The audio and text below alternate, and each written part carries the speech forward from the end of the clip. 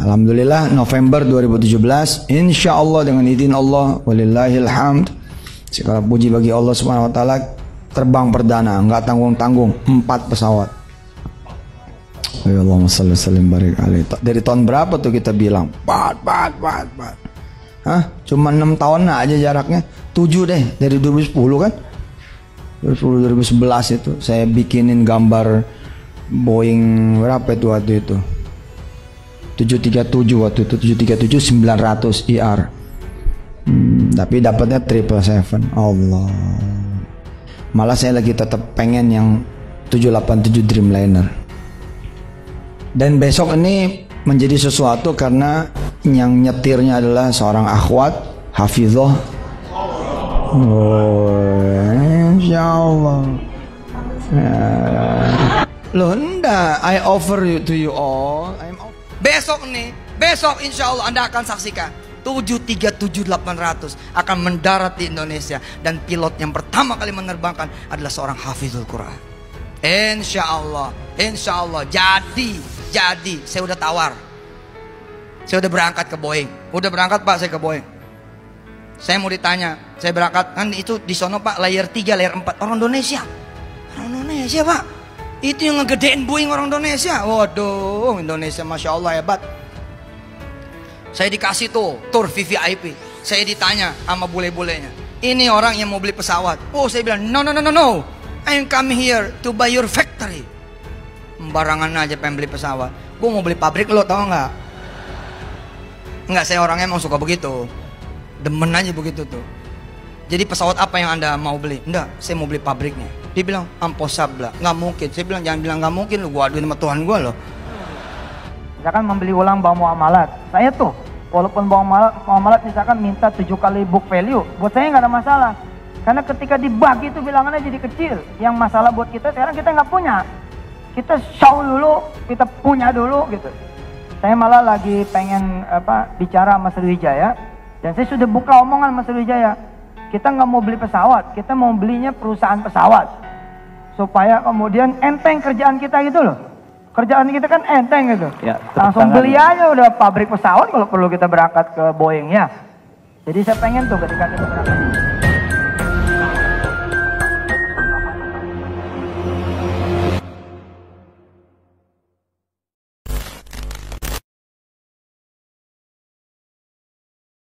Warahmatullahi wabarakatuh. Teman-teman, kembali bersama saya Aji di JTV.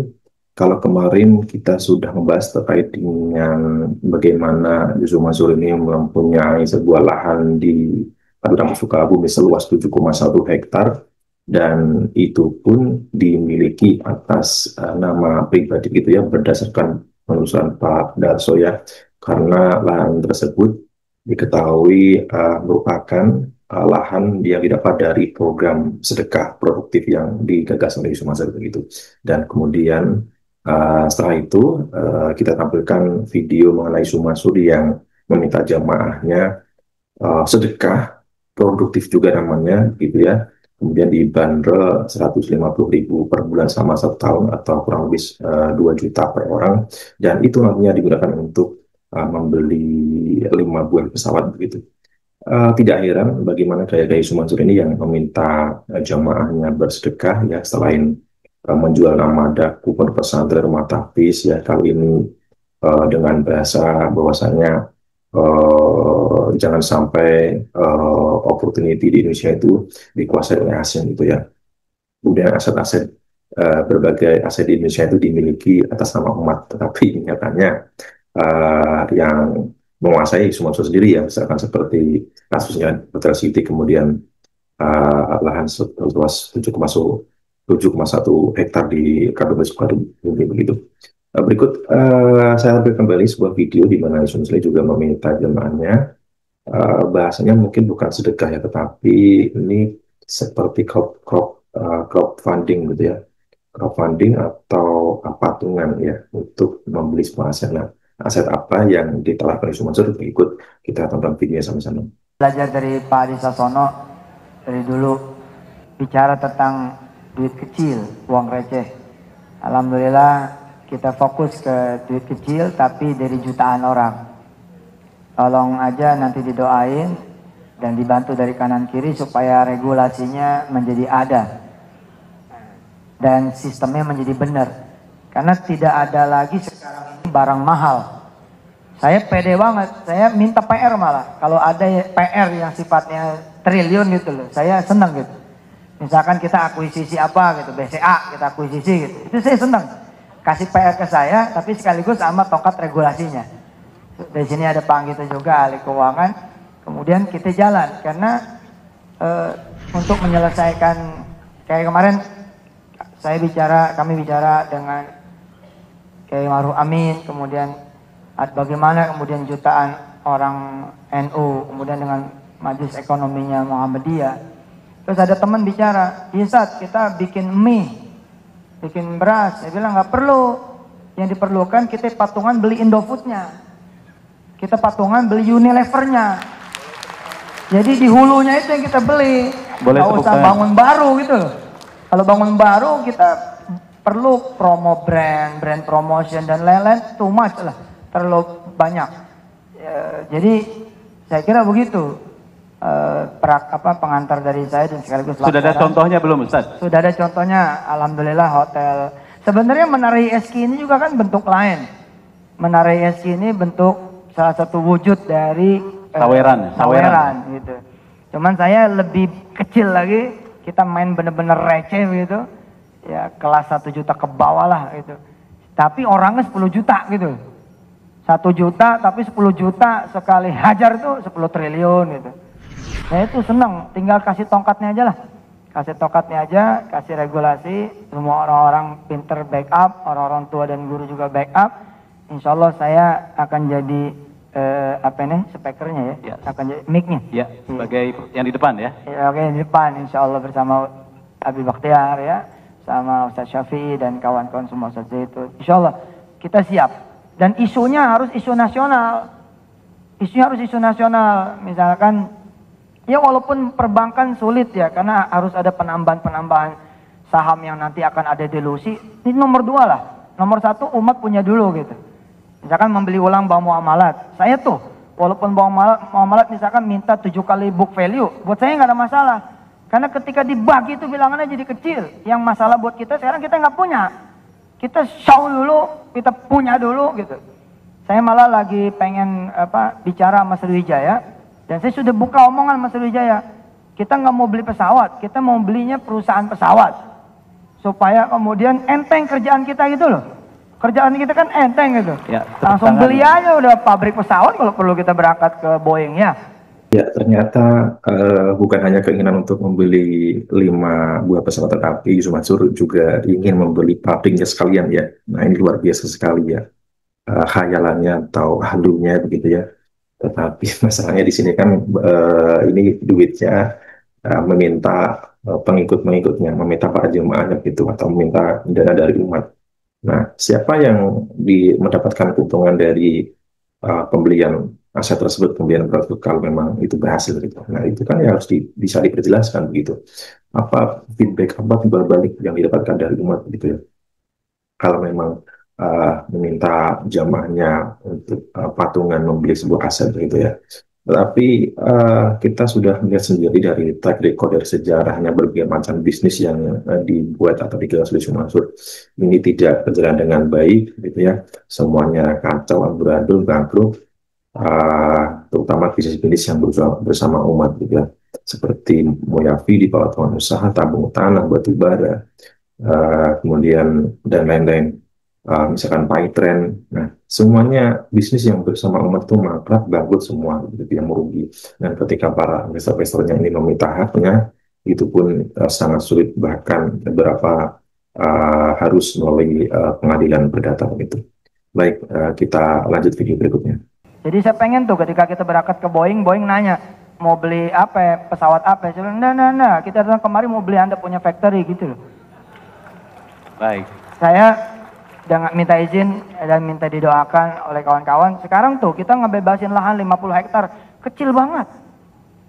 Enteng banget. Kemarin saya dikasih tahu ada satu perusahaan punya land bank sampai 3,5 juta hektar. Wow. Di Indonesia ya? Di Indonesia. Terus gimana caranya? Kita supaya bisa beli ulang. Nggak usah beli ulang tanahnya, mahal. Beli ulang perusahaannya aja. Dia TBK kok, pasti bisa kok. Kita serang aja pakai duit kecil, beres deh itu. Tinggal Pak Hatta regulasi yang belum ada. Nah, tolong dibantu lah sama Hidayat Nur Wahid, regulasinya gimana? Pak Fahri Hamzah gimana regulasinya? Duit masjid aja tuh, masjid ada 1 juta di Indonesia. Taruhlah yang sholat Jumat itu 500.000 masjid. Lah, nggak pernah kan tromol itu 1 juta, mana ada? Tromol masjid 1 juta pun itu udah 5 triliun. Atau 500 miliar kalau 1 juta. Masya Allah tuh. Nah, tapi ngambilnya di mana? Dengan cara apa ngambilnya? Duitnya pada di bank. Banknya begitu, kapitalis murni kan. Nggak ada judulnya. Malah kalau yang 1 juta duit orang habis. Pakai buat bayar ATM segala macam. Dia nggak lihat-lihat 3 tahun, 4 tahun gak ada duitnya tuh. Dolim itu. Dolim banget. Duitnya kecil-kecil pindahin aja ke bank wakaf gitu loh. Terus kemudian kita belanja lah. Kita belanja. Saya senang, saya bilang menghadapi masyarakat ekonomi Asia nggak usah pusing kalau perusahaan di sononya kita yang punya gitu. Kita dorong aja Mitsubishi impor sini, apa impor sini, tapi di sononya kita yang punya. Samsung kita yang punya, kita rubah jadi Samsul gitu. Ini ada Samsul bisa lah, pasti bisa lah, insya Allah lah. Itulah tadi ya, mimpi-mimpi di Yusuf bahkan bermimpi untuk membeli ulang muamalat, bank muamalat, kemudian mengakuisisi BCA gitu ya, dan kemudian bahkan menghitung bahkan sampai tromol masjid itu berapa nilainya kalau misalkan ini masjid seluruh Indonesia ini dikumpulkan gitu ya. Artinya semua ini melihat potensi uang yang didapat ya ketika pengikutnya, ketika jemaahnya ini bersatu menyetorkan uang kepadanya, kemudian dibelikan sebuah aset. Walaupun iming-imingnya adalah bahwa aset ini dimiliki oleh umat, tetapi nyatanya yang kita tahu sampai saat ini, misalkan aset yang sudah terbeli, Hotel City ya, yang didapat dari patungan usaha, ini pemiliknya adalah Yusuf bersama kawan-kawannya ya, dalam naungan PT Feritra Internasional, Feritra Santosa Internasional, dan juga Judi Susono, kemudian istrinya begitu ya.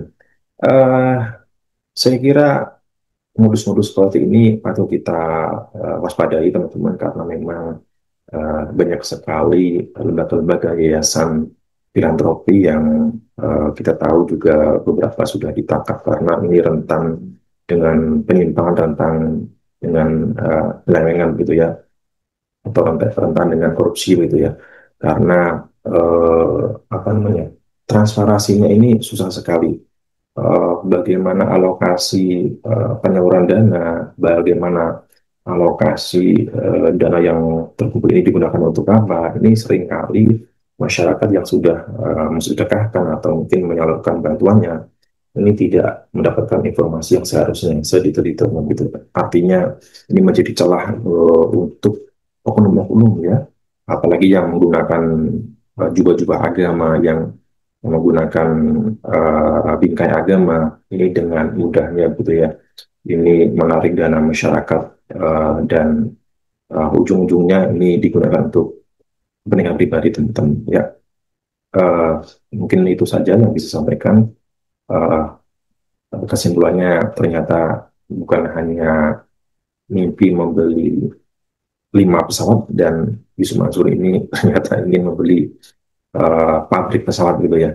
Ini sebuah hayalan tekad tinggi ya, yang di luar nalar gitu ya, bagaimana seorang Yusuf Mansur itu berani mengatakan di depan pengikutnya di acara seminar seperti itu ya, mengatakan ingin membeli suatu aset, tetapi tidak dijelaskan ini manfaatnya untuk umat seperti apa teman-teman. Baik, mungkin itu saja yang bisa saya sampaikan. Terima kasih. Wassalamualaikum warahmatullahi wabarakatuh.